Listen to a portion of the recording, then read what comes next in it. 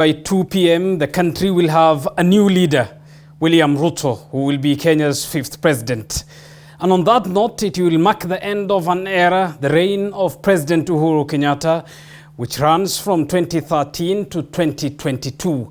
Our very own Moiga William takes a look at the hits and misses of the Uhuru-led administration that has been praised and equally criticized.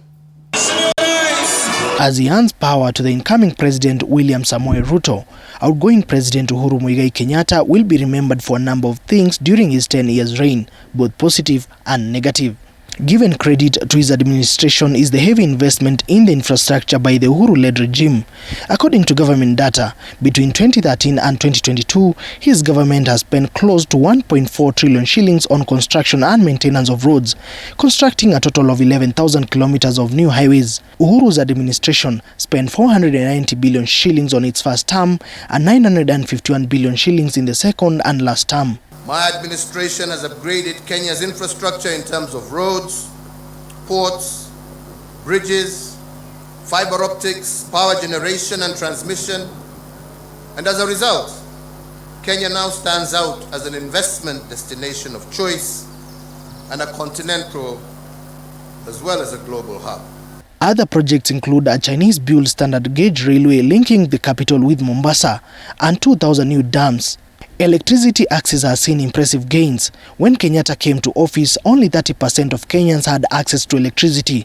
Today, 3/4 of the population is connected. I have been guided by the dream of our forefathers, and that is the dream to eliminate poverty, ignorance, and disease, and to improve the quality of life of all Kenyans, and to create conditions for everyone to achieve their dreams. Also, Kenyatta's government in November 2013 introduced Huduma centers, with 40 centers currently spread across the country, and the eCitizen online platform in a bid to ensure fast access to government services, and shifted the country to digital television and radio. This pushed the number of TV stations in the country to 130 from 14 in 2013. Radio stations increased to 204 from 130. These figures do not factor the massive expansion in the digital space that has seen many hundreds of thousands of Kenyans successfully monetize various digital communication avenues. When the Uhuru regime came to power in 2013, health insurance coverage was at 14%, which rose slightly to 16.5%. According to the Kenya National Bureau of Statistics (KNBS), the number of people registered under the National Health Insurance Fund (NHIF) grew by 53.3%. Land matters, that is the insurance of title deed, is an issue that the Uhuru administration worked on, with the titling program launched in 2013, enabling millions of Kenyans to access the ownership document. Earlier, the Cabinet Secretary for Lands, Farida Karunei, states that his boss administration had done 6.1 million titles in a span of 9 years. The ministry is also in the process of putting up a digital platform that is said to curb corruption cases in land matters. Kenyatta also deserves credit for his regional diplomacy, which has seen him mediate disputes in South Sudan, Ethiopia, and most recently between Rwanda and the Democratic Republic of Congo. Under his watch, Kenya has grown as an economic, political, and diplomatic powerhouse, and a calm and stable East Africa is important to Kenya's economic success. We are the biggest economy in the East African region, and that has been largely due to the good work that has been done by the outgoing government. In Uhuru's reign, national debt jumped from 8.56 trillion shillings as of May 2022 from 1.89 trillion shilling in June 2013, according to data from the National Treasury. In the 2022-2023 financial year, the government has allocated 1.39 trillion shillings towards debt repayment, comprising 690.64 billion shillings as interest payments and 702.46 billion shillings as redemptions. Actually, we reached a level where we had a budget which was free of borrowing. It was an independent budget. And to date, I think the cost of inflation that we're having today and the budget that we are talking about is not an independent budget per se.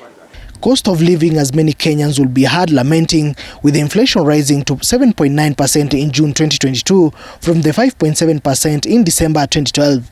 And the cost of living is really wanton, which I think is one of the clarion call why the hustler narrative actually took effect, because citizens were looking for economic friendly environment that is citizen friendly. But as it stands right now, the higher cost of inflation actually is linked to high taxation, high borrowing.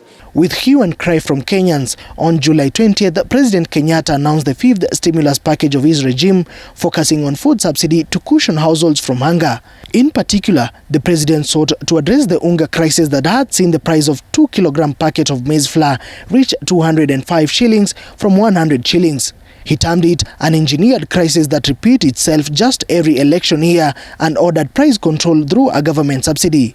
It is during the Uhuru administration that taxpayers' money has been lost in billions of shillings in mega corruption scandals, including the National Youth Service 1 and 2, KEMSA scandal, Aror and Kimorer Dam, the Galana Kulalu irrigation scheme scandal, among others.